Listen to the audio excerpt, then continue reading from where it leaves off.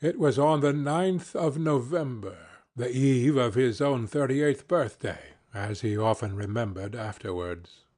He was walking home about 11 o'clock from Lord Henry's, where he had been dining, and was wrapped in heavy furs, as the night was cold and foggy. At the corner of Grosvenor Square and South Audley Street a man passed him in the mist, walking very fast, and with the collar of his grey ulster turned up. He had a bag in his hand. Dorian recognized him. It was Basil Hallward. A strange sense of fear, for which he could not account, came over him.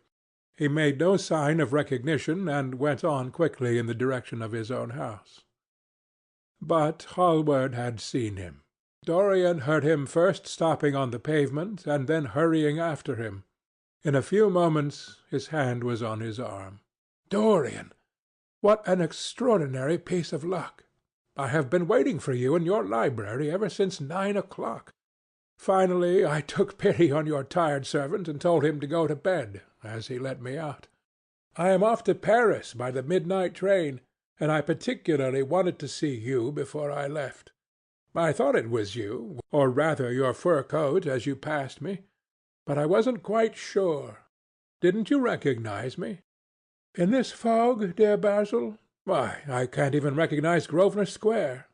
I believe my house is somewhere about here, but I don't feel at all certain about it. I am sorry you are going away, as I have not seen you for ages. But I suppose you will be back soon. No, I am going out of England for 6 months.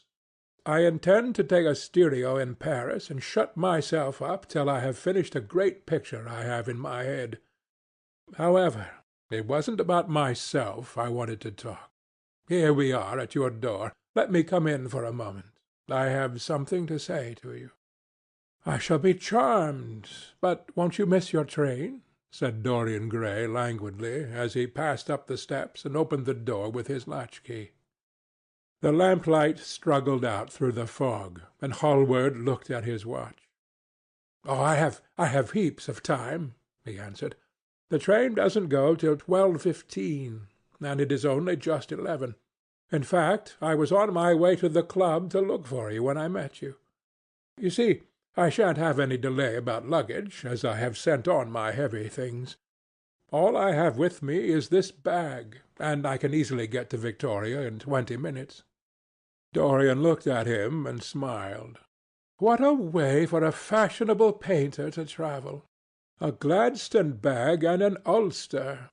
Come in, or the fog will get into the house. And mind you, don't talk about anything serious. Nothing is serious nowadays. At least, nothing should be." Hallward shook his head as he entered, and followed Dorian into the library. There was a bright wood fire blazing in the large open hearth. The lamps were lit, and an open Dutch silver spirit case stood, with some siphons of soda-water and large cut-glass tumblers, on a little marquetry table. "You see, your servant made me quite at home, Dorian. He gave me everything I wanted, including your best gold-tipped cigarettes. He is a most hospitable creature.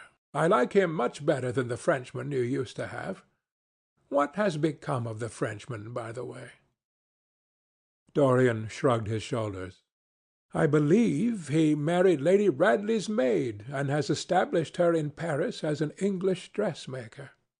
Anglomania is very fashionable over there now, I hear. Seems silly of the French, doesn't it? But, do you know, he was not at all a bad servant. I never liked him, but I had nothing to complain about. One often imagines things that are quite absurd. He was really very devoted to me, and seemed quite sorry when he went away. Have another brandy and soda, or would you like hock and seltzer? I always take hock and seltzer myself. There is sure to be some in the next room." "Thanks, I won't have anything more," said the painter, taking his cap and coat off, and throwing them on the bag that he had placed in the corner. "And now, my dear fellow, I want to speak to you seriously. Don't frown like that. You make it so much more difficult for me. "What is it all about?" cried Dorian in his petulant way, flinging himself down on the sofa. "I hope it is not about myself. I am tired of myself to-night. I should like to be somebody else." "It is about yourself," answered Hallward in his grave, deep voice, "and I must say it to you. I shall only keep you half an hour." Dorian sighed and lit a cigarette. "Half an hour?" he murmured. "It is not much to ask of you, Dorian, and it is entirely for your own sake that I am speaking. I think it right that you should know that the most dreadful things are being said against you in London. I don't wish to know anything about them. I love scandals about other people, but scandals about myself don't interest me. They have not got the charm of novelty." "They must interest you, Dorian. Every gentleman is interested in his good name. You don't want people to talk of you as something vile and degraded. Of course you have your position and your wealth and all that kind of thing, but position and wealth are not everything. Mind you, I don't believe these rumours at all. At least, I can't believe them when I see you. Sin is a thing that writes itself across a man's face. It cannot be concealed. People talk sometimes of secret vices. There are no such things. If a wretched man has a vice, it shows itself in the lines of his mouth, the drop of his eyelids, the moulding of his hands even. Somebody, I won't mention his name, but you know him, came to me last year to have his portrait done. I had never seen him before, and had never heard anything about him at the time, though I have heard a great deal since. He offered an extravagant price. I refused him. There was something in the shape of his fingers that I hated. I know now that I was quite right in what I fancied about him. His life is dreadful.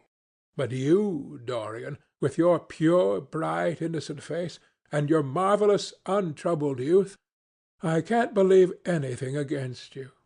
And yet I see you very seldom, and you never come down to the studio now, and when I am away from you, and I hear all these hideous things that people are whispering about you, I don't know what to say. Why is it, Dorian, that a man like the Duke of Berwick leaves the room of a club when you enter it? Why is it that so many gentlemen in London will neither go to your house or invite you to theirs? You used to be a friend of Lord Staveley. I met him at dinner last week. Your name happened to come up in conversation, in connection with the miniatures you have lent to the exhibition at the Dudley. Staveley curled his lip and said that you might have the most artistic tastes, but that you were a man whom no pure-minded girl should be allowed to know, and whom no chaste woman should sit in the same room with. I reminded him that I was a friend of yours, and asked him what he meant. He told me. He told me right out before everybody. It was horrible. Why is your friendship so fatal to young men? There was that wretched boy in the Guards who committed suicide. You were his great friend. There was Sir Henry Ashton, who had to leave England with a tarnished name. You and he were inseparable. What about Adrian Singleton and his dreadful end? What about Lord Kent's only son and his career? I met his father yesterday in St. James's Street.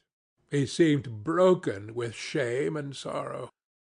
What about the young Duke of Perth? What sort of life has he got now? What gentleman would associate with him? "Stop, Basil. You are talking about things of which you know nothing," said Dorian Gray, biting his lip and with a note of infinite contempt in his voice. "You ask me why Berwick leaves a room when I enter it. It is because I know everything about his life, not because he knows anything about mine. With such blood as he has in his veins, how could his record be clean? You ask me about Henry Ashton and young Perth.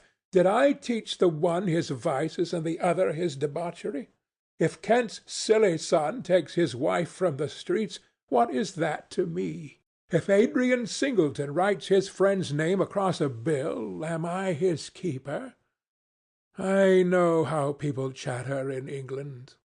The middle classes air their moral prejudices over their gross dinner-tables, and whisper about what they call the profligacies of their betters in order to try and pretend that they are in smart society and on intimate terms with the people they slander. In this country it is enough for a man to have distinction and brains for every common tongue to wag against him. And what sort of lives do these people, who pose as being moral, lead themselves? My dear fellow, you forget that we are in the native land of the hypocrite. Dorian, cried Hallward, that is not the question. England is bad enough, I know, and English society is all wrong.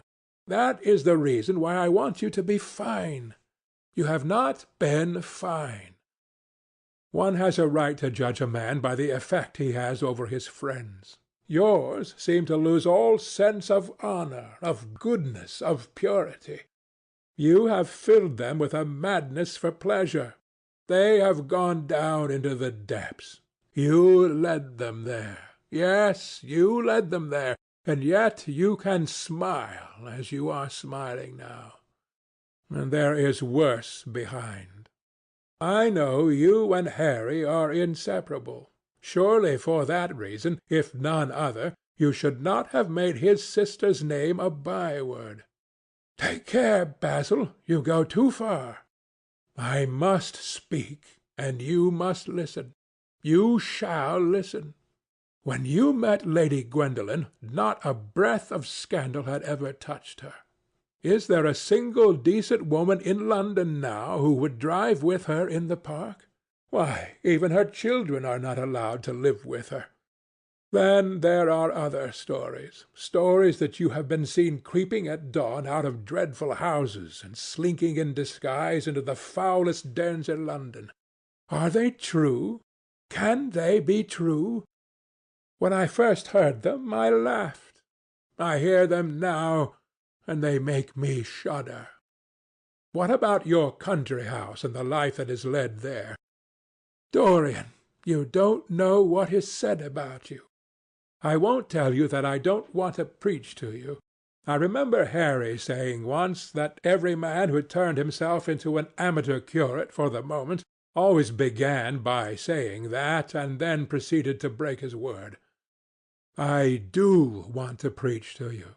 I want you to lead such a life as will make the world respect you. I want you to have a clean name and a fair record. I want you to get rid of the dreadful people you associate with. Don't shrug your shoulders like that. Don't be so indifferent. You have a wonderful influence. Let it be for good, not for evil. They say that you corrupt every one with whom you become intimate, and that it is quite sufficient for you to enter a house for shame of some kind to follow after. I don't know whether it is so or not. How should I know? But it is said of you. I am told things that it seems impossible to doubt. Lord Gloucester was one of my greatest friends at Oxford. He showed me a letter that his wife had written to him when she was dying alone in her villa at Mentone. Your name was implicated in the most terrible confession I ever read. I told him that it was absurd, that I knew you thoroughly, and that you were incapable of anything of the kind. Know you? I wonder, do I know you? Before I could answer that, I should have to see your soul. To see my soul? Muttered Dorian Gray, starting up from the sofa and turning almost white with fear. Yes, answered Hallward gravely, and with deep-toned sorrow in his voice, to see your soul. But only God can do that. A bitter laugh of mockery broke from the lips of the younger man. You shall see it yourself, to-night, he cried, seizing a lamp from the table. Come, it is your own handiwork. Why shouldn't you look at it? You can tell the world all about it afterwards, if you choose. Nobody would believe you. If they did believe you, they would like me all the better for it. I know the age better than you do, though you will prate about it so tediously. Come, I tell you, you have chattered enough about corruption. Now you shall look on it, face to face." There was a madness of pride in every word he uttered. He stamped his foot upon the ground in his boyish, insolent manner. He felt a terrible joy at the thought that some one else was to share his secret, and that the man who had painted the portrait that was the origin of all his shame was to be burdened for the rest of his life with the hideous memory of what he had done. "Yes," he continued, coming closer to him and looking steadfastly into his stern eyes, "I shall show you my soul. You shall see the thing that you fancy only God can see." Hallward started back. "That is blasphemy, Dorian," he cried. "You must not say things like that. They are horrible, and they don't mean anything." "You think so?" He laughed again. "I know so. As for what I said to you tonight, I said it for your good. You know I have been always a staunch friend to you. Don't touch me. Finish what you have to say." A twisted flash of pain shot across the painter's face. He paused for a moment, and a wild feeling of pity came over him. After all, what right had he to pry into the life of Dorian Gray? If he had done a tithe of what was rumoured about him, how much he must have suffered! Then he straightened himself up and walked over to the fireplace and stood there, looking at the burning logs with their frost-like ashes and their throbbing cores of flame. "I am waiting, Basil," said the young man in a hard, clear voice. He turned round. "What I have to say is this," he cried. "You must give me some answer to these horrible charges that are made against you. If you tell me that they are absolutely untrue from beginning to end, I shall believe you. Deny them, Dorian, deny them. Can't you see what I am going through? My God, don't tell me that you are bad and corrupt and shameful." Dorian Gray smiled. There was a curl of contempt in his lips. "Come upstairs, Basil," he said quietly. "I keep a diary of my life from day to day, and it never leaves the room in which it is written. I shall show it to you if you come with me." "I shall come with you, Dorian, if you wish it. I see I have missed my train. That makes no matter. I can go to-morrow. But don't ask me to read anything to-night. All I want is a plain answer to my question." "That shall be given to you upstairs. I could not give it here." "You will not have to read long." End of chapter 12.